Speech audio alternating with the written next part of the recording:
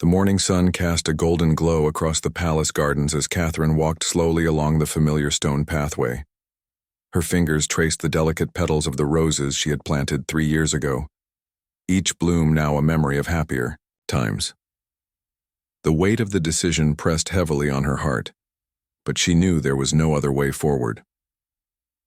William stood at the window of his study, watching his wife move through the garden with the grace that had first captured his attention at university. 23 years of marriage, and he could still read her emotions in the way she carried herself. Today her shoulders bore a burden he wished he could lift, but they both knew this moment had been inevitable for months. The palace staff moved quietly through the corridors, sensing the gravity of the day without fully understanding its significance.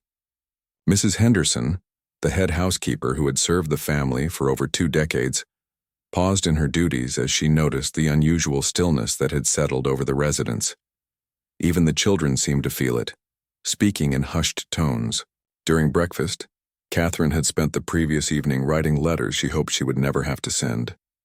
Each word was carefully chosen, each sentence crafted with the knowledge that these might be among the last communications she would have with the people who had become her extended family.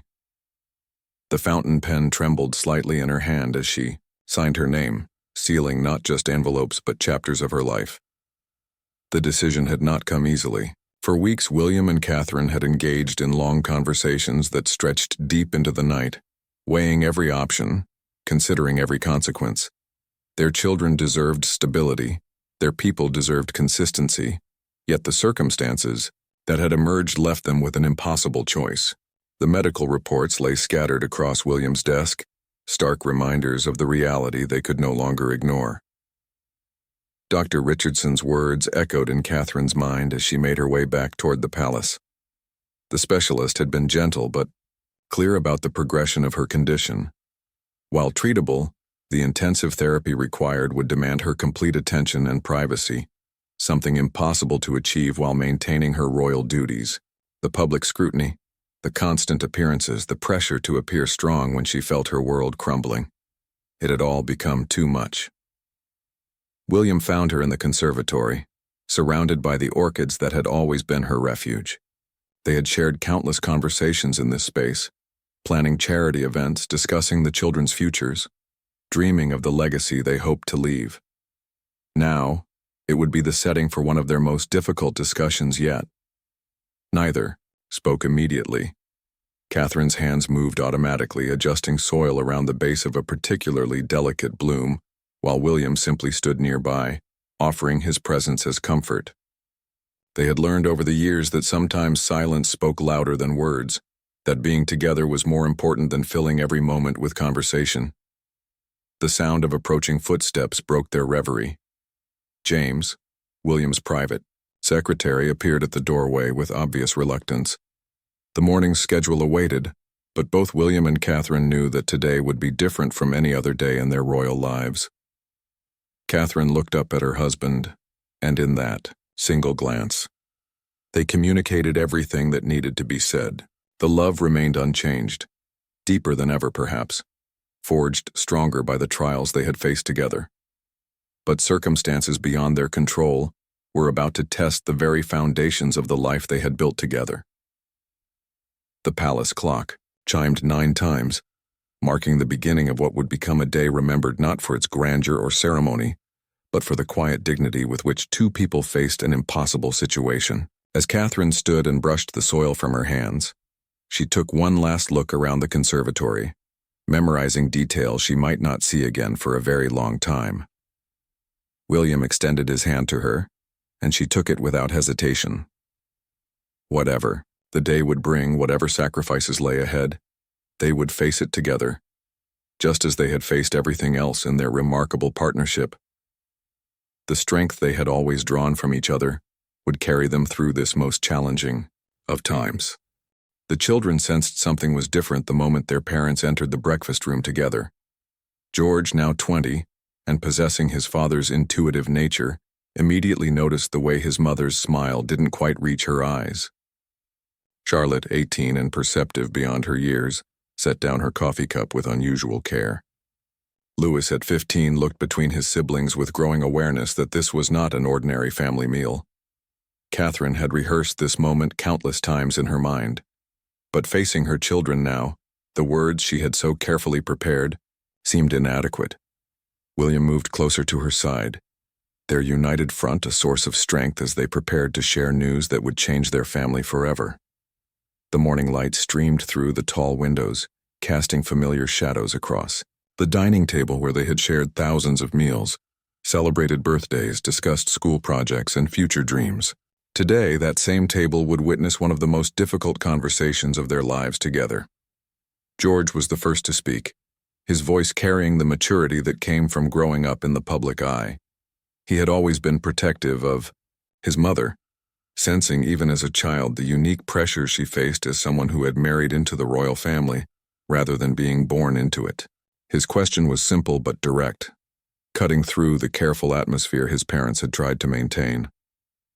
Charlotte reached across the table to take her mother's hand, a gesture so natural and loving that it nearly broke Catherine's composure. The young woman had inherited her mother's grace and her father's strength, but more than that, she possessed an empathy that allowed her to sense emotional undercurrents others might miss. William began by explaining that sometimes in life, even when people love each other deeply, circumstances arise that require difficult decisions. He spoke of duty, of sacrifice, of the sometimes impossible balance between personal needs and public service. His voice remained steady, but those who knew him well could detect the emotion he was working to contain. Catherine took over when William's voice began to waver. She explained about her health, about the need for treatment that would require her to step away from public life, possibly for an extended period. She spoke of how much the family meant to her, how every decision had been made with their well-being as the primary consideration. Lewis, despite his youth, asked the question that hung heavy in the air. The word separation seemed too clinical, too distant from the warmth and love that had always defined their family unit. Catherine was quick to clarify that this was not about their relationship as a family, but about the practical realities of managing her health while maintaining the responsibilities that came with their positions. The silence that followed was not uncomfortable, but rather filled with the kind of deep processing that happens when people who love each other are trying to understand and support one another through difficulty. George asked about timelines, Charlotte inquired about communication, Louis wanted to know about visits. William and Catherine answered each question with honesty, tempered by hope. Yes, there would be periods of separation. Yes, communication might be limited during intensive treatment phases. Yes, visits would need to be carefully planned and might be infrequent. But no, this did not change the fundamental bond between them, the love that had sustained their family through every challenge they had faced. The conversation continued for over an hour, moving from the dining room to the sitting room as questions arose and concerns were addressed. The children's maturity shone through their responses, their immediate focus shifting to how they could support both parents through this transition, rather than dwelling on what it might mean for their own lives.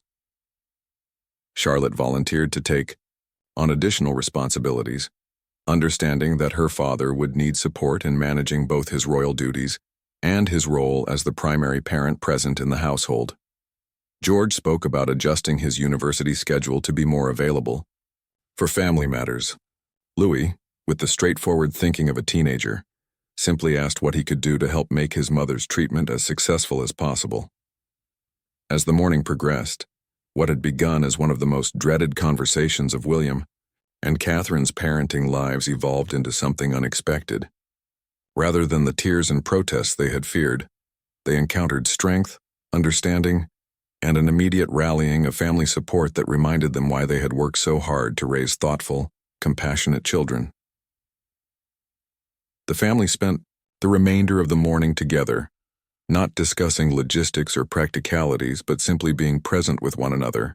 They looked through photo albums, shared favorite memories, and talked about plans for when Catherine's treatment would be complete and she could return to the life they had built together. By afternoon, the children had begun making their own plans for how to support their parents through the challenging time ahead. Their response reinforced William and Catherine's confidence that, whatever lay ahead, Their family's foundation was strong enough to weather this storm together.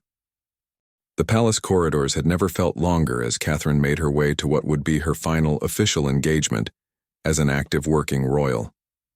The charity gala for the Children's Mental Health Foundation had been planned for months, but now, it carried a weight neither she nor William had anticipated when they first committed to attending.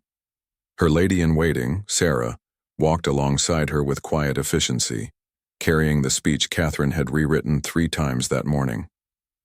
Each version had felt inadequate for the moment, too emotional, too clinical, too revealing, not revealing enough. Finally, she had settled on words that came from her heart, trusting that honesty would serve her better than any carefully crafted political rhetoric. The ballroom was filled with familiar faces, people who had supported their charitable work for years, some who had become genuine friends despite the formal nature of their relationships. Catherine paused at the entrance, taking in the scene that had become so natural to her over 2 decades of royal service, knowing she would carry this memory with her through the difficult months ahead.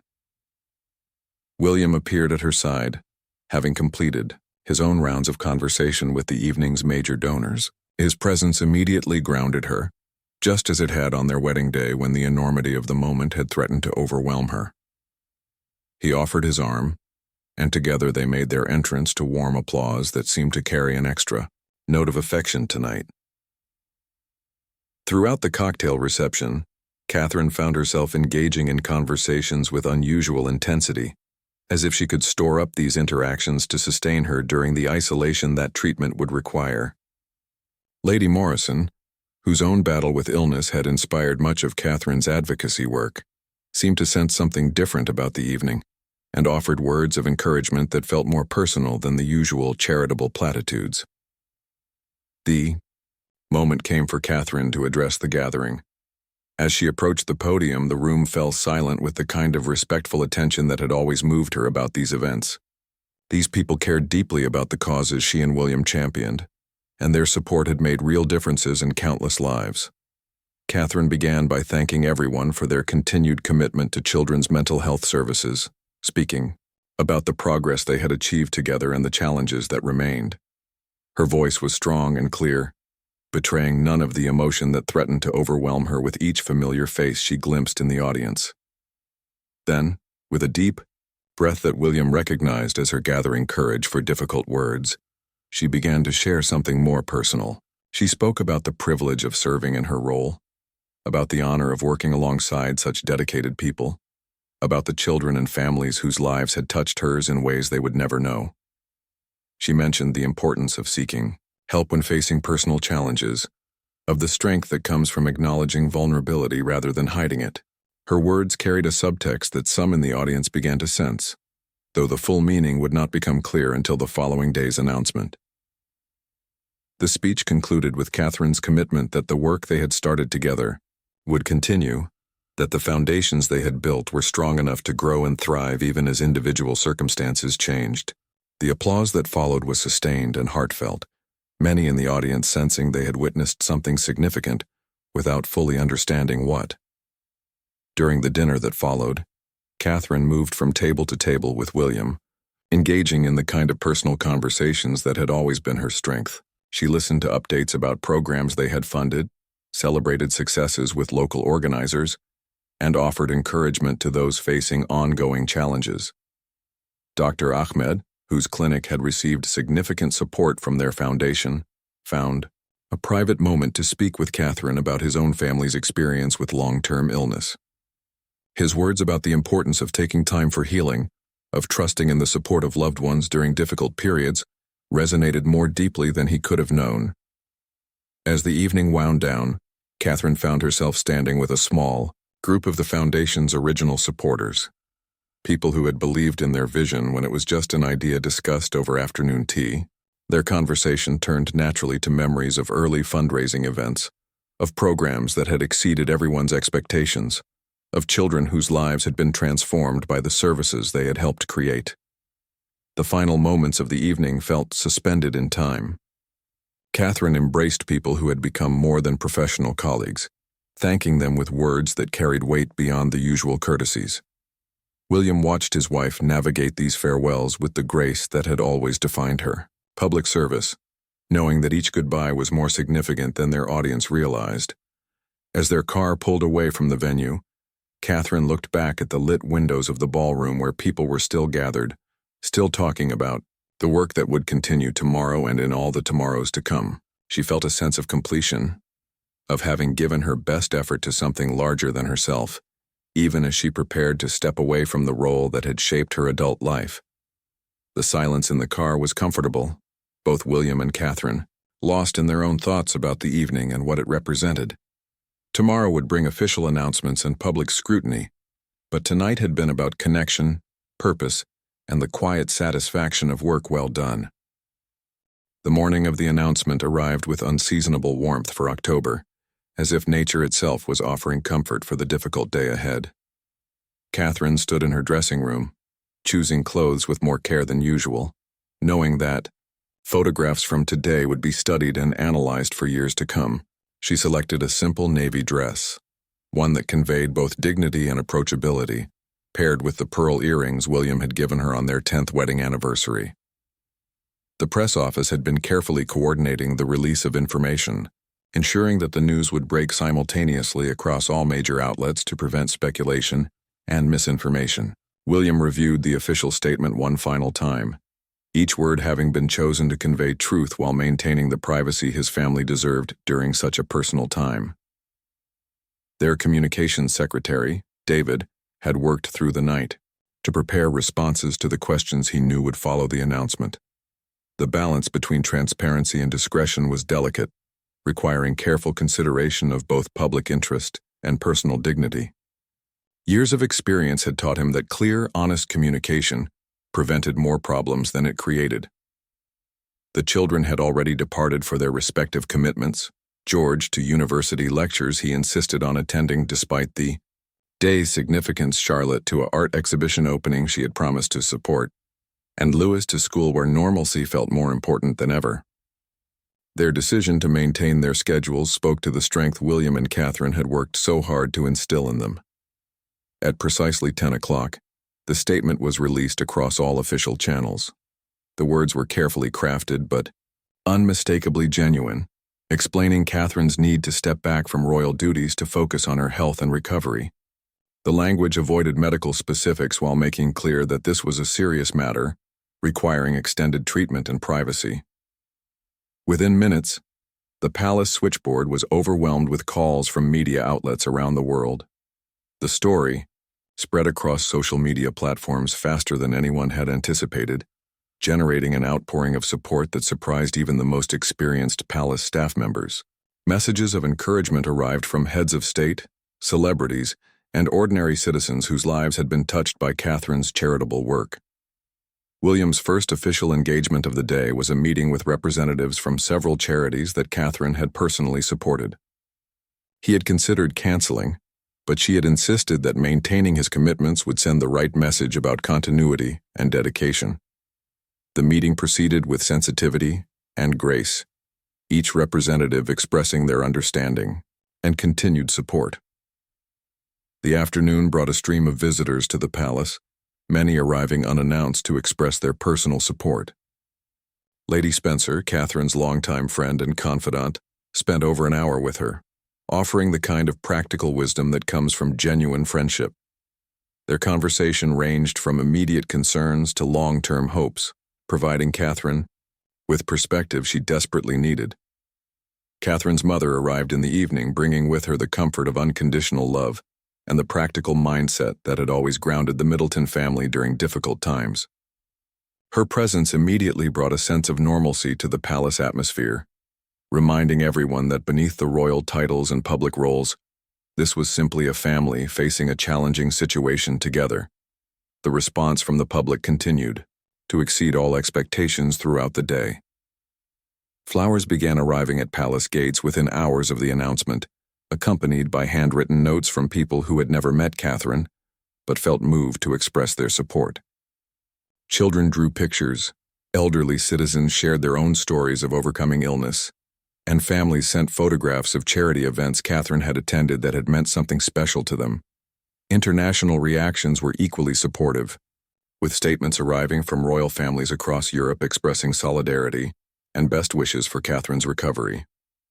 The formal nature of these communications could not hide the genuine concern from people who understood the unique pressures of public life and the courage required to prioritize personal health over duty. As evening approached, William and Catherine walked through the palace gardens together, finding peace in the routine that had always centered them during stressful times. The October air was crisp but pleasant, and the garden's autumn colors provided a beauty that felt both eternal and fleeting, much like the life they had built together. They spoke little during their walk, both processing the magnitude of the day's events and the journey that lay ahead. The public response had been more supportive than either had dared hope, providing reassurance that their decision would be understood and respected rather than criticized or questioned. The evening news broadcasts were respectful in their coverage, focusing on Catherine's years of service and the positive impact of her charitable work, rather than speculating about medical details or timeline for recovery. The media's restraint, while not universal, showed a level of maturity that both surprised and relieved the palace communications team.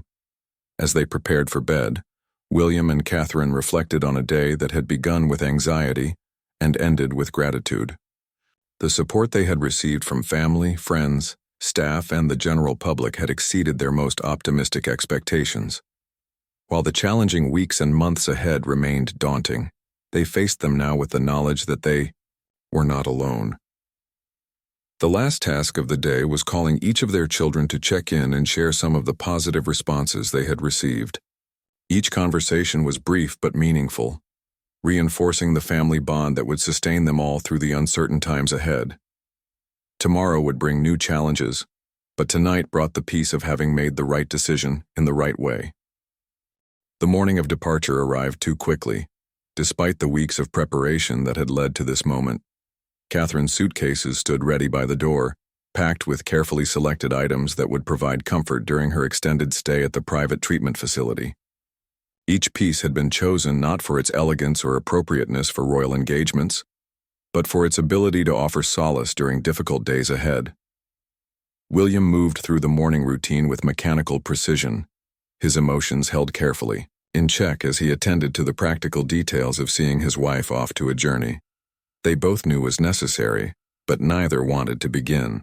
The treatment center, renowned for its discretion and excellence, was located far enough from London to ensure complete privacy, but the distance felt overwhelming in the early morning light. The children had each said their private goodbyes the evening before, understanding that a formal departure would be too difficult for everyone involved. Charlotte had given her mother a leather-bound journal, encouraging her to write down thoughts and feelings during treatment as a way of staying connected to herself. George had prepared a playlist of music they had enjoyed together over the years, while Louis had simply hugged her longer than usual, his teenage attempt at expressing emotions he could not yet put into words.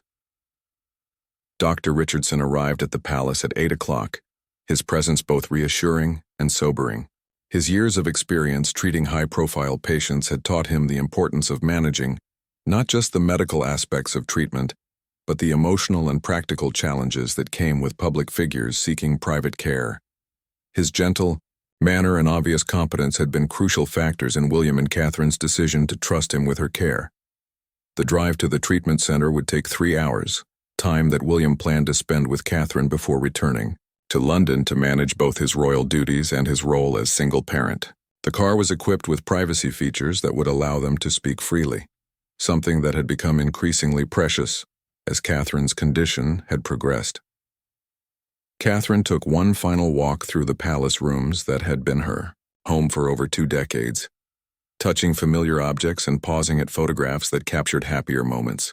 The sitting room where she had planned countless charity events, the conservatory where she had found peace during stressful times, the family dining room where they had celebrated birthdays and holidays. Each space held memories that would sustain her during the isolation to come. The staff had gathered in the main hallway to see her off, their faces reflecting the genuine affection and respect they felt for someone who had always treated them as valued members of an extended family rather than merely employees.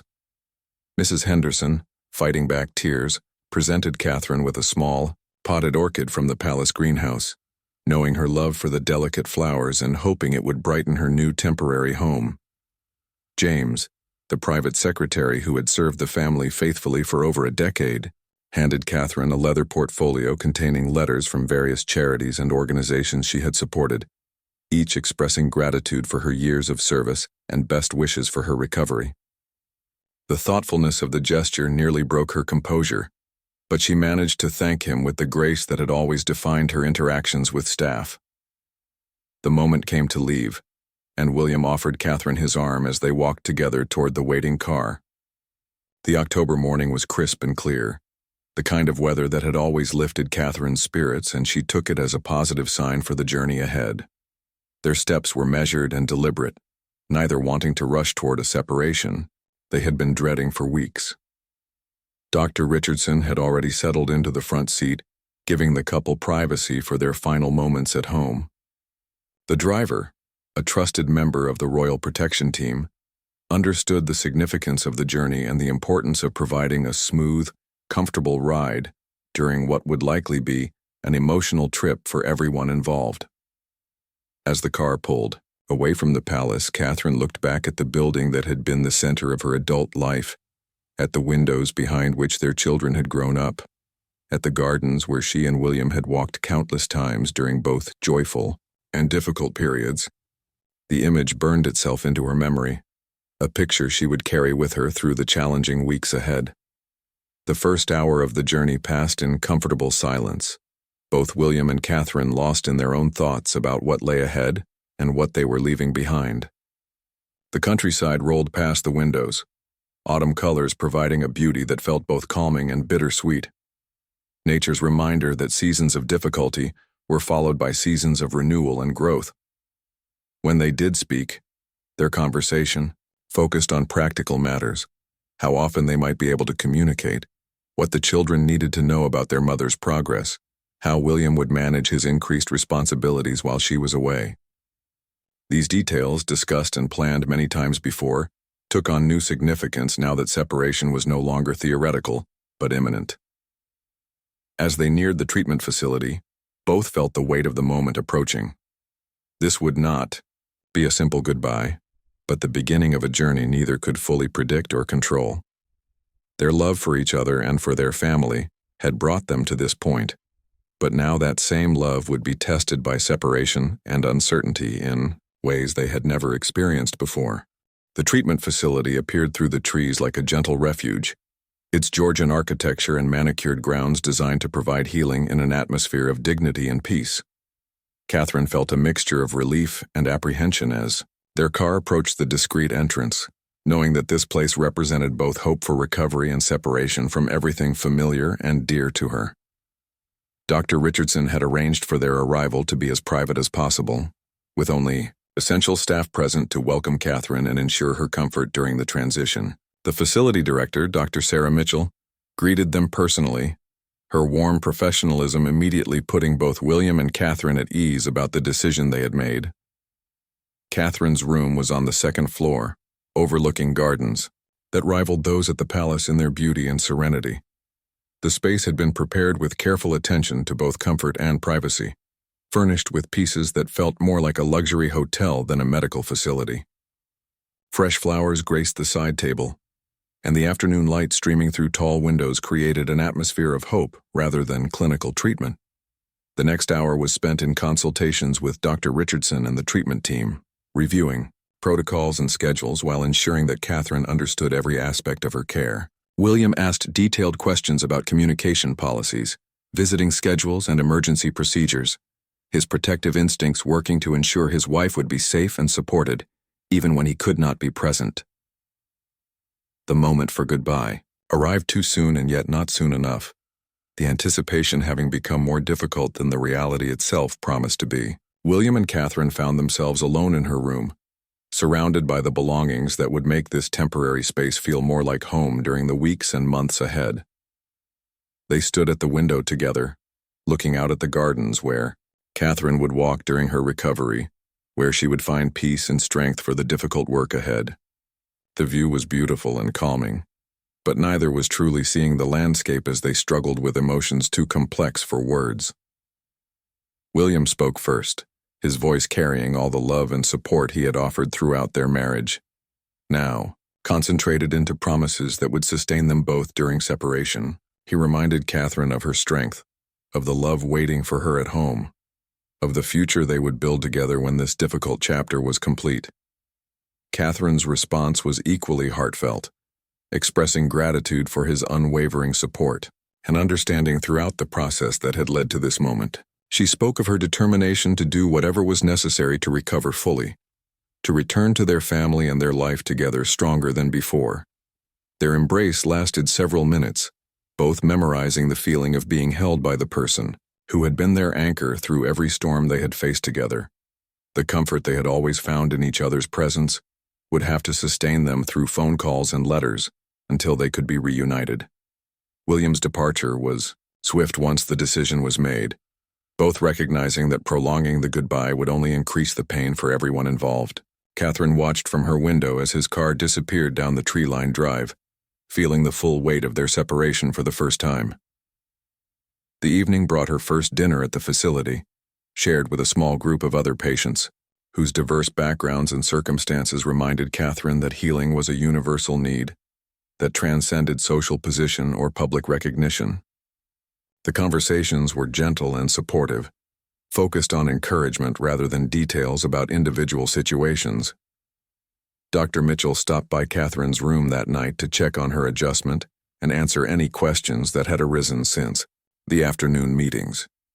Her genuine concern and obvious expertise provided reassurance that Catherine was in capable hands, that the decision to seek treatment had been the right one despite its difficulty. As Catherine prepared for her first night away from home in months, she found comfort in the small rituals that connected her to her family. The photograph of William and the children on her bedside table, the familiar perfume that reminded her of special occasions they had shared, the soft throw that Charlotte had insisted she bring from home. Her first phone call with William that evening was brief but meaningful, both of them focusing on practical matters and expressions of love rather than dwelling on the sadness of separation. The children each spoke with her as well, their voices providing the motivation she needed to fully commit to the healing process ahead. Sleep came easier than Catherine had expected, perhaps due to the emotional exhaustion of the day or the peace she felt in finally beginning a journey toward recovery. Her dreams were filled with memories of family gatherings and quiet moments with William, images that would sustain her through the challenging work that lay ahead. The next morning brought the beginning of her treatment program, the start of a process that would test her strength and determination in ways she had never experienced. But it also brought hope for healing, for a return to the life and family that meant everything to her, for a future where this difficult period would be remembered as the beginning of renewed health and happiness. As Catherine looked out at the gardens in the early morning light, she felt a sense of purpose and possibility that had been absent for months. The journey ahead would not be easy, but it was a journey toward wholeness, toward the life she wanted to live with the people she loved most.